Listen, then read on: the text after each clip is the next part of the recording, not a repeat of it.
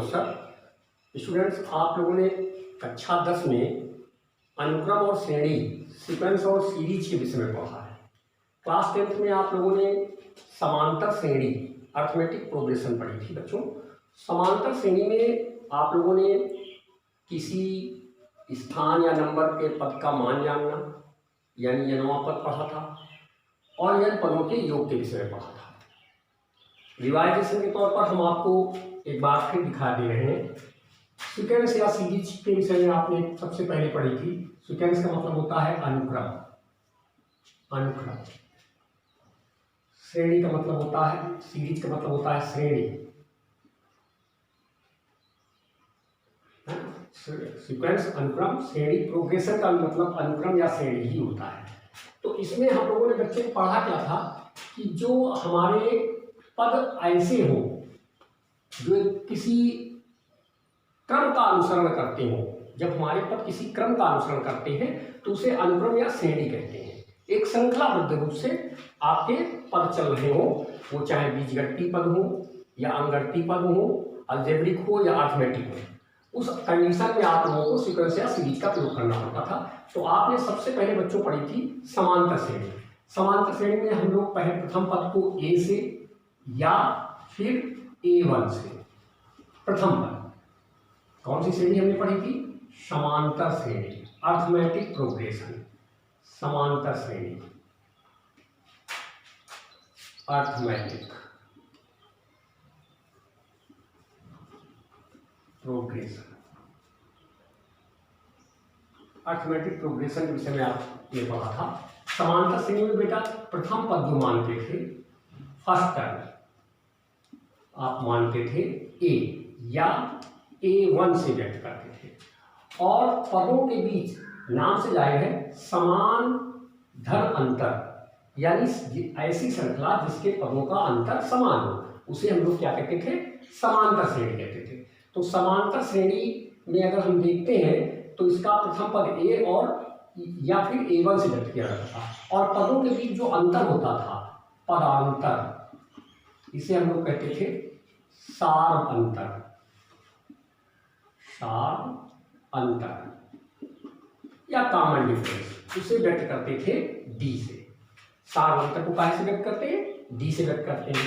तब हमारी श्रेणी जो बनती थी, जो अनुक्रम बनता था, वो क्या बनता था? अनुक्रम, अनुक्रम बनता था ए और फिर ए में डी बढ़ जाएगा, फिर और एक डी बढ़ जाएगा, फिर और एक डी बढ़ जाएगा। इस तरीके से बढ़ते बढ़ते आप देखें कि पहले में 0 डी, पद नंबर 1 से एक कम, पद नंबर 2 से एक कम डी, पद नंबर 3 से एक कम डी और पद नंबर 4 से एक कम डी। इसी प्रकार यनवा पद जो होगा वो पद नंबर n से एक कम, n-1 डी। तो इस तरीके से हम लोग इसको यनवा पद निकालना जानते थे, a + n-1 × d। यनवे पद से तात्पर्य किसी भी नंबर के पद का होता है। तो एक चीज तो हम लोगों ने ये पढ़ी थी। इसी में अगर हम लोग श्रृंखला को उल्टा करके लिखते हैं तो पीछे से भी पद निकालने के लिए हम लोग को बताया गया, ये तो है प्रारंभ से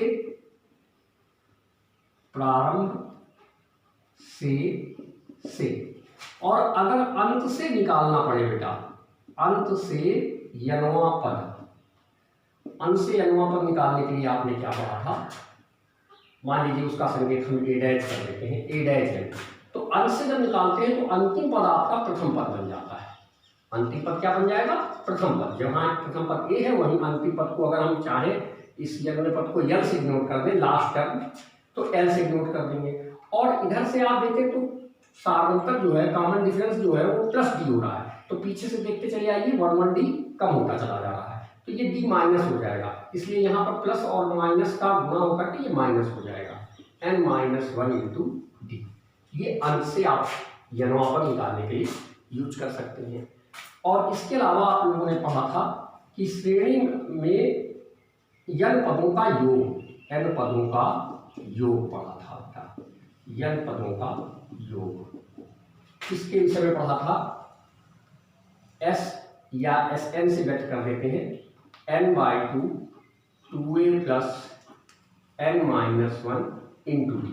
ये आप लोगों ने पढ़ा था। इस तरीके से ये पदों के योग का सूत्र आप लोगों ने पढ़ा था। एक चीज और आपको पढ़नी होती है, फाइबोनाची एक सीरीज होती है। फाइबोनाची सीरीज में क्या होता है,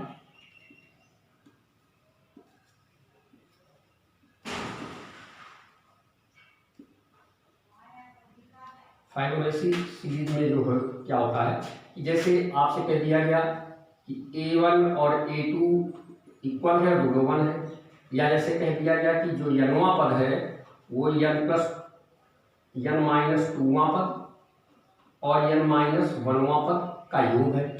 इस तरीके से जब कोई किसी श्रृंखला में कोई पद, किसी भी नंबर का पद किन्हीं अन्य दो पदों से मिलकर के बन रहा हो या किन्हीं दो अन्य पदों के कनेक्शन से जुड़ा हुआ हो, तो ऐसे श्रृंखला को फाइबोनाची सीरीज कहते हैं।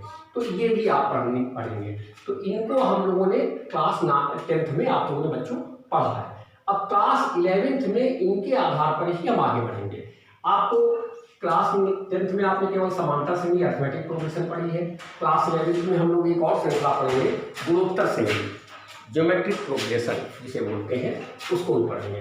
तो हम समांतर श्रेणी के में सबसे पहले आपको फाइबोनाची सीरीज बताते हैं। फाइबोनाची सीरीज के अंतर्गत आपकी एनसीईआरटी का प्रयोग करेंगे। आप एनसीईआरटी बुक में बच्चों हमारी पहली जो शुरुआत होती है वो फाइबोनाची सीरीज से होती है। तो एक्सरसाइज 9.1 इसमें देखें फाइबोनाची सीरीज में क्या होता है। लेकिन उससे पहले एक बात मैं आपको बता देना चाहता हूँ, इतना ध्यान हम लोग को एक बात बेटा ध्यान रखनी है, समांतर श्रेणी में nवां पद जो होता है, nवां पद समीकरण जो होता है वो एक लीनियर इक्वेशन होता है, यानी कि रैखिक समीकरण होता है, रैखिक समीकरण होता है। समांतर श्रेणी का जो nवां पद होता है वो एक रैखिक समीकरण होता है। जैसे अभी आपको बताया an equal to a plus n minus 1 into D. ये n यहाँ पर एज ए वेरिएबल n का प्रयोग किया गया है और n में मैक्सिमम पावर जो है वो 1 है, इसलिए ये लीनियर इक्वेशन है। तो इसका हमेशा ध्यान रखना है कि ये लीनियर इक्वेशन ही रहेगा। इस बात को ध्यान रख के आप पढ़ेंगे। फाइबोनाची सीरीज में आपको क्या करना है, एक्सरसाइज 9.1 में जैसे क्वेश्चन है आपका an equal to n into n plus 2। Class 10th के रूल्स आपको ध्यान रखने हैं। अब इसमें an दिया हुआ है तो इसके कह रहे हैं नेट इसके कुल 5 पद निकालने हैं। तो इसमें आपको कुछ नहीं करना है, n के स्थान पर 1 2 3 4 5 रख दीजिए। तो लेफ्ट n 1 2 3 4 5 क्योंकि 5 टर्म खींच रहा है। तो a1 यहाँ भी n के स्थान पर 1 into 1 plus 2 1 into 3 equal 3। a2 2 2 plus 2 2 into 4 equal 8। a3 3 3 plus 2 equal 3 into 5 15। a4 4 into 4 plus 2 equal 4 into 6 6 4 या 24। a5 5 5 प्लस 2 5 इंटू 7 7 5 या 35। इस तरीके से आपका ये क्रम निकलना प्रारंभ हुआ। तो ये जो क्रम आपका बना ये फाइबोनाची सीरीज के अंतर्गत आता है। इसमें अगर आप देखें 8 से आप 3 को सब्ट्रैक्ट कर दें, घटा दें तो 5 बचेगा, 15 में 8 घटाए तो 7 बचेगा, 24 में आपने घटाया तो 9 बचेगा, 35 में घटाया तो यहाँ भी आपका 9 बच रहा है। ठीक है, नहीं 10 बच रहा आपका, 10 क्यों 6 5 11 बच रहा। तो आप देखें यहाँ पर अब आपका 2 का अंतर चल रहा है, 5 7 9 11 इनमें 2 का अंतर, यानी ये सीधे सीधे आपके अरिथमेटिक प्रोग्रेशन में शामिल नहीं है, मगर ये अरिथमेटिक प्रोग्रेशन है। तो फाइबोनाची सीरीज ऐसे भी हो सकती है और ये अरिथमेटिक हो भी नहीं सकता, क्योंकि अगर आप इसका अंदर मल्टीप्लाई कर दें तो n इंटू n कितना हो जाएगा n स्क्वायर। और प्लस 2n। तो ये आपका n का क्वाड्रेटिक इक्वेशन बन गया, द्विघात समीकरण बन गया। तो जब द्विघात समीकरण बन जाएगा तो वो समांतर श्रेणी में नहीं होगा। इसीलिए मैंने आपको पहले ही बता दिया कि समांतर श्रेणी का जो बच्चों n वां पद होता है वो n का लीनियर इक्वेशन होता है, एक घातीय समीकरण होता है, और ये द्विघाती हो गया जाकर के। तो इसी क्रम में और क्वेश्चन देखते हैं। क्वेश्चन नंबर आपका दिया है 3 ले लेते हैं। Question number 3, an equal to 2 power n। यहाँ भी n पर आप 1 2 3 इत्यादि रखते, तो a1 आपका हो गया 2 पावर 1 इक्वल टू, a2 हो गया 2 पावर 2 इक्वल 4, a3 हो गया 2 पावर 3 इक्वल 8, a4 हो गया 2 पावर 4 इक्वल 16, a5 हो गया 2 पावर 5 इक्वल हो गया 32। इस तरीके से ये आपकी श्रृंखला प्राप्त हो गई। और आप देखते हैं ये समांतर श्रेणी नहीं है, फाइबोनाची सीरीज है, उसके लिए ये बताया जा रहा है। और जैसे आप देखें 5 नंबर क्वेश्चन है, an equal to -1 power n -1 into 5 power n plus 1, ये आपको दिया गया है। तो इसमें भी आपको 5 टर्म्स कह रहा है, तो a1 कितना हो जाएगा -1 पावर 1 -1 इंटू 5 पावर 1 प्लस 1। तो यहाँ पर आप देखिए -1 की पावर हो गई 0 हो गई ना, और ये हो गई 5 की पावर 2। तो -1 के ऊपर पावर 0 पावर किसी पर मिल जाती तो मान 1 हो जाता है, तो ये 1 हो गया आपका। अब इसमें कितना हो जाएगा 1 into 5 square and that is equal to 25। और अब आप निकाल लें a2, तो -1 पावर 2 -1 इंटू 5 पावर 2 प्लस 1 कितना हो जाएगा -1 पावर 1 और 5 पावर 3 हो गया। तो -1 के ऊपर पावर 1 है, तो -1 इंटू 125, तो ये आपका हो गया -125। ऐसे ही आप a3 निकालेंगे, -1 पावर 3 -1 इंटू 5 पावर 3 प्लस 1, ये आपका हो गया -1 पावर 2 इंटू 5 पावर 4, तो ये आपका बन गया 1 इंटू इसका हो गया 5 5 जा 625, तो 5 4 जा 5 पावर 4 है ना बेटा, तो 5 पावर 3 125 आया, 125 से 5 से मल्टीप्लाई कर दीजिए आप, तो आपका बन जाएगा 625, तो ये आपका हो गया 625। ऐसे ही आप a4 निकाल लें, -1 पावर 4 -1 और 5 पावर 4 प्लस 1, तो ये हो गया -1 पावर 3 और 5 पावर 5, ये आपका बन गया -1 और 5 पावर 5 हो जाएगा 6 पंचे 30, 25 पंचे 125, 3125, तो ये आपका हो गया -3125। इसी प्रकार ये 5 निकाल लेंगे, -1 power 5 -1 into 5 power 5 plus 1 -1 power 4 into 5 power 6, तो ये आपका कितना बन गया बेटा कि ये आपका बन जाएगा, जिस पर पावर आपकी इवन नंबर है तो ये प्लस हो जाएगा, और इसका फिर आपको 5 गुना करना होगा, तो 15,625 15625, ठीक है। तो ये आपका बन गया जा करके 15625, ये आपके इस तरीके से अंक प्राप्त होते चले जाएंगे।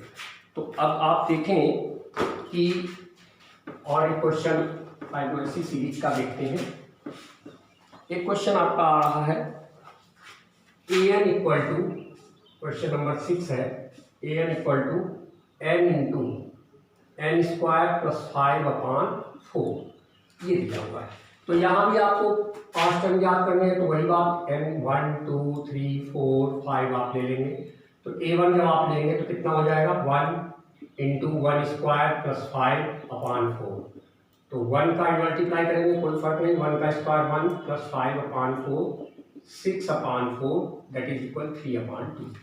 a2 निकाल लेंगे, 2 इंटू 2 स्क्वायर प्लस 5/4 कितना हो जाएगा 2 का स्क्वायर 4 प्लस 5/4, 2 2 या 4 कैंसिल कर दीजिए 9/2। a3 निकाल दीजिए, 3 इंटू 3 स्क्वायर प्लस 5/4, समझ रहे हैं आप। तो 3 और ये 3 का स्क्वायर 9 प्लस 5/4 कितना हो गया 9 5 14, 3 इंटू 14/4, 2 से डिवाइड कर दीजिए, 3 इंटू 7/2, 21/2। ऐसे ही आप A4 निकाल लीजिए, 4 इंटू 4 स्क्वायर प्लस 5/4, 4 से 4 कैंसिल हो गया, 4 का स्क्वायर 16 प्लस 5 इक्वल 21।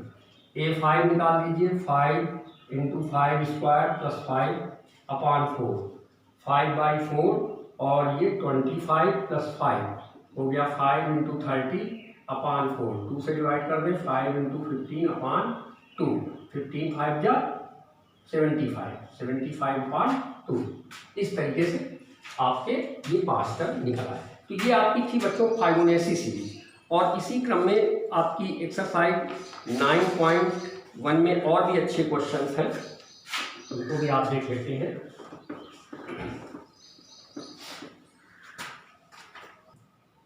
अब आप देखें, एक क्वेश्चन नंबर आपका आ रहा है, जिससे कुछ मिक्सअप क्वेश्चन में कर दिया जाए। क्वेश्चन नंबर 10 देखें आप। an equal to n-2 upon n+3। तो इसमें ये कह रहा है कि A20 आपको फाइंड आउट करना है, A20। तो क्या कर देना है, A के स्थान पर आप 20 रख दीजिए, A20 इक्वल टू 20, n के स्थान पर 20 रख दीजिए, 20 - 2 अपान 20 + 3। तो ये हो गया 20 और ये 18/23। तो आप ये कैंसिल नहीं होंगे, तो सीधे सीधे आप इनका मल्टीप्लाई कर दें, 18 2 जा 36, 0 23, ये आपका हो जाएगा। अगर आपसे पूछा जाए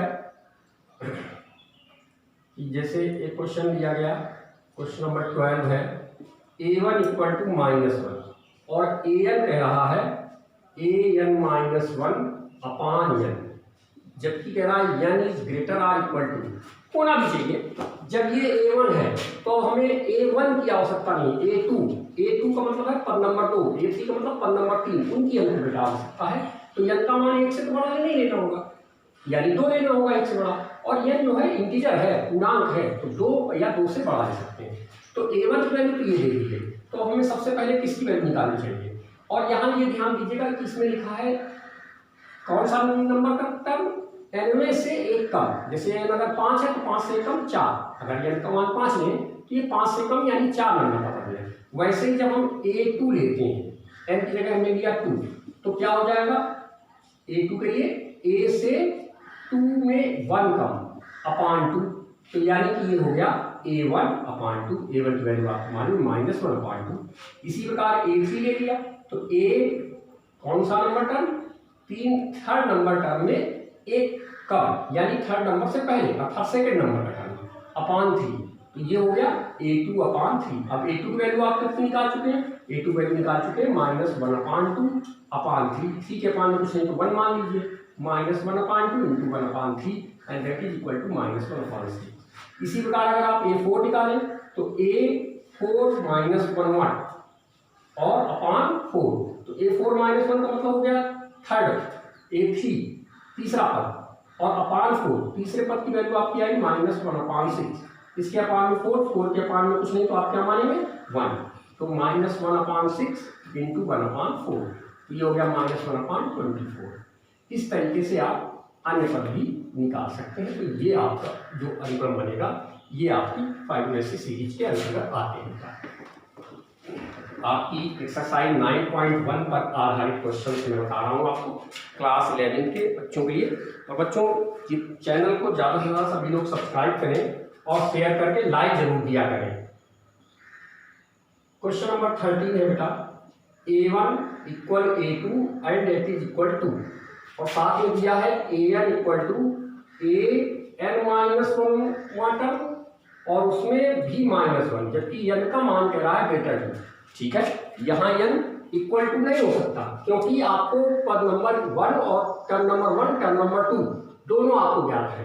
तो हमको जाहिर सी बात है कि n जो इंटीजर लेना है वो 2 से बड़ा लेना है, 2 से आप एवं मिल जाएंगे। तो हम सबसे पहले उसको किसी को भी टर्म को निकालेंगे तो इस फार्मूले से निकालेंगे। हेंस AN = AN-1 यनवा जब पद लेंगे तो उस पर n से एक पहले वाला पद लेंगे और उसमें बाद में एक घट रहा है, तो हम सबसे पहले लेते हैं A3। तो A3 में आप अगर लेंगे तो आपको यहाँ क्या कह रहा है, n के स्थान पर 3 रखा, 3 माइनस 1 टर्म -1, तो ये हो गया A2 -1। A2 की वैल्यू कितनी बेटा 2, -1 किया 1 हो गया। इसी प्रकार A4 लिया तो A4 -1 -1, A4 -1 का मतलब हो गया A3 -1, A3 कितना आया, वो आया 1, उसमें -1 कर दिया 0 हो गया। ऐसे ही A5 निकाल दिया तो A5 -1 A5 -1 का मतलब हो गया टर्म A4 और उसमें -1, A4 की वैल्यू कितनी आई 0, उसमें -1 किया तो आंसर हो गया आपका -1। ऐसे A6 निकाल लिया, A6 -1 और -1, तो A5 -1 है -1 और ये -1 तो हो गया -2। इसी प्रकार आप आगे टर्म निकालते चले जाएंगे। तो आप इसमें देखें एक तरीके से 1 निरंतर जो है सब्ट्रैक्ट हो रहा है, 1 क्या हो रहा है, घटता चला जा रहा है। 1 में 1 घटा, फर्स्ट टर्म आपका जो भी है वो 2 है, फिर उसके बाद दूसरा टर्म जो है वो भी 2 है, तो अनुक्रम आपका क्या बन रहा है, जो सीक्वेंस आपकी बन रही है वो सीक्वेंस बन रही है पहला 2 2 फिर 1 0 -1 -2 ऐसे -3 आगे बढ़ती चली जाएगी। इस तरीके से आपकी सीक्वेंस बन रही है।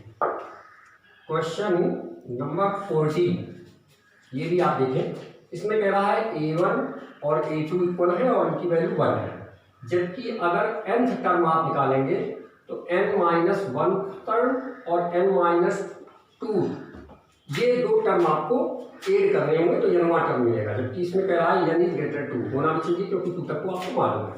और तब कह रहा है कि इसका मान ज्ञात कीजिए, देन फाइंड आउट, इनको फाइंड आउट करने के लिए कह रहा है an+1 टर्म और an टर्म का डिवाइडेशन याद करना है। और यहाँ पर n कह रहा है 1 2 3 4 और 5 के लिए। तो सबसे पहले तो आप ये देखें कि आप अगर इसको निकालेंगे तो n के स्थान पर आप जब रखेंगे 1 तो A2 चाहिए, 2 रखेंगे तो A3 चाहिए, 4 रखेंगे तो A5 चाहिए, 5 रखेंगे तो A6 चाहिए। तो ये आपको चाहिए, तो आपको 2 तक तो मालूम है, लेकिन 2 के ऊपर A3 A4 A5 A6 ये नहीं मालूम, तो वो हम पहले यहाँ से निकाल लें। तो आप सबसे पहले let an equal to an-1 plus an-2, तो n इक्वल टू 3 4 5 6 ये आप ले सकते हैं। हमें ध्यान रखिएगा A6 तक चाहिए होगा तो हम 6 तक निकालेंगे। तो अब इसमें सबसे पहले हमने लिया A3, तो यहाँ पर क्या होगा 3n है तो 3 में 1 कम 2 और 3 है n, 3 में 2 कम 1, यानी A2 और A1 की वैल्यू दोनों 1 1 है, 1 + 1 इक्वल टू A3 आ गया। अब A4 4 - 1 समझ रहे हो ना, आपका ध्यान तो कहीं और है, इधर ध्यान दीजिए। A4 - 1 और A में कितना कम 2 कम, A4 - 2, तो A4 - 1 का मतलब क्या हो गया A3 और 4 - 2 का मतलब कौन हो गया A2, अर्थात A3 और A2 की वैल्यू, A3 की वैल्यू आप निकाल चुके बेटा 2 और A2 की वैल्यू आप निकाल को पहले से गिवन है 1 दैट इज इक्वल 3। इसी प्रकार आप निकाल लेंगे 5, तो 5 - 1 A4, 5 - 2 A3, तो A4 की वैल्यू कितनी आ चुकी है 3 और A3 की वैल्यू कितनी आ चुकी है 2, तो ये हो गया 5।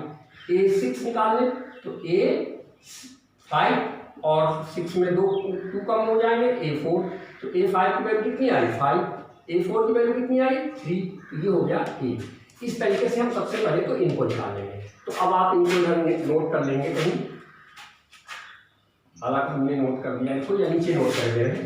आप देखिए तो इस तरीके से आपका A3 की वैल्यू आपकी 2 आ गई, A4 की वैल्यू आपकी 3 आ गई, A5 की वैल्यू आपकी A3 की वैल्यू 2, A4 की वैल्यू 3, A5 की वैल्यू 5 और A6 की वैल्यू आपकी आ गई 8। इस तरीके से ये वैल्यूज आपकी प्राप्त हो गई। A5 का मतलब है 4 और 3, A4 है 3 और A3 है 2, तो ये 5 भी रहेगा, तो ये आपको निकला। अब हम इसको निकालेंगे इन 5 स्थानों के लिए, ठीक है बेटा, सिंपल सा क्वेश्चन है, आप सीधी में केवल n के स्थान पर रख के चले जाएंगे और उसी नंबर का टर्म ले लेंगे। तो अब आपको देखो ये चाहिए, तो n equal to 1 2 3 4 5, then an+1 / an, इसको हमको निकालना है। तो n इक्वल टू 1, तो क्या हो जाएगा, देन a2 n का n की वैल्यू कितनी, 1 प्लस 1 अपान a1, तो ये हो गया a2 अपान a1। a2 की वैल्यू 1 है, a1 की वैल्यू 1 है, 1 अपान 1।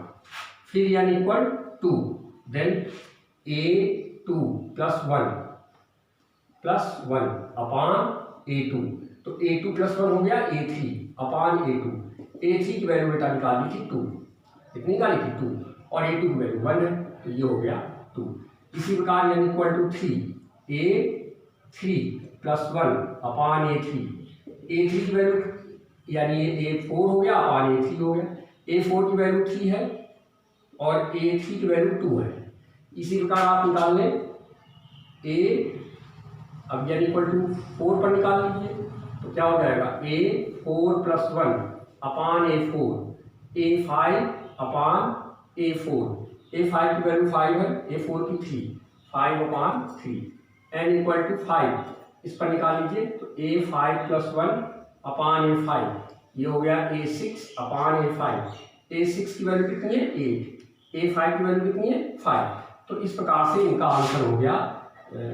सो सीक्वेंस आपकी क्या हो गई, सीक्वेंस हो गई आपकी, पहली मिली कितनी 1, फिर 2, फिर 5 अपान 3, फिर n equal to 1, n equal to 2, n equal to 3, n equal to 4, ये यहाँ पर है 3 अपान 2, 3 अपान 2, 5 अपान 3, 8 अपान 5, ये आपका आंसर हो गया। तो बच्चों आज मैंने आपको सीक्वेंस और सीरीज के क्रम में फाइबोनाची सीरीज के विषय में बताया। फाइबोनाची सीरीज में आपने देखा कि कैसे आपको क्वेश्चंस को हल करना है, और ध्यान रखिएगा सीक्वेंस में जो श्रृंखला आप लिखते हैं उसमें कामा लगाकर लिखा जाता है, सीरीज में उनको प्लस या माइनस के चिन्हों से अलग अलग पदों के रूप में लिखा जाता है। तो यही एक सीक्वेंस और सीरीज में अंतर है, सीक्वेंस में कामा लगाकर लिखते हैं, सीरीज में प्लस या माइनस के चिन्ह लगा करके अलग अलग पदों में विभक्त करके लिखते हैं। तो आज आपने फाइबोनाची सीरीज के विषय में जाना, और मैं विश्वास करता हूँ आप लोगों को बहुत अच्छे से समझ में आएगा, और वीडियो को एक बार से 2 बार करके देखेंगे तो बात बिल्कुल क्लियर हो जाएगी। और आप लोग चैनल को ज़्यादा शेयर कीजिए और सब्सक्राइब करिए, और अधिक से अधिक लोगों को जो है इसके लिए प्रमोट करिएगा, ताकि आपको जो है अन्य लोगों को भी लाभ मिल सके। जितने भी आपके मित्र हैं उन्हें भी आप लाभान्वित करिए, यह आपका धर्म है कि आपके मित्र भी लाभान्वित हो। तो बच्चों आप आज आपने यहाँ फाइबोनाची सीरीज को समझाना एक्सरसाइज 9.1 आपको नेक्स्ट वीडियो में एक्सरसाइज 9.2 में दे दूंगा, तो इसको आप अच्छी तरह से समझिए और चैनल को सब्सक्राइब कर लाइक जरूर किया कीजिए। Thank you.